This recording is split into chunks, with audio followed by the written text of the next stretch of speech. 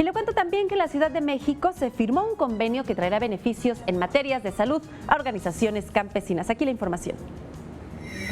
El programa Médico en tu Casa llega al campo para beneficiar a todos los trabajadores de la tierra en la capital. Además, serán incluidos en los servicios médicos de la Secretaría de Salud de la Ciudad de México. Así lo informó el jefe de gobierno Miguel Ángel Mancera tras firmar un convenio con diversas organizaciones campesinas en la explanada del Monumento a la Revolución. Vamos a llevar el medicamento gratuito, los vamos a afiliar a este sistema de salud para que ustedes puedan, los que sí puedan salir de sus casas, para que vayan a nuestros hospitales, para que se hagan los chequeos médicos, para que ahí les hagan sus radiografías, para que le hagan los análisis a los niños y a las niñas, para que atiendan a las mujeres de ustedes, a sus mujeres, para que no estén teniendo a sus niños en cualquier lugar o en condiciones que las colocan en riesgo. Los agremiados beneficiados agradecieron el apoyo anunciado y resaltaron las bondades que tiene el Médico en tu Casa socialmente.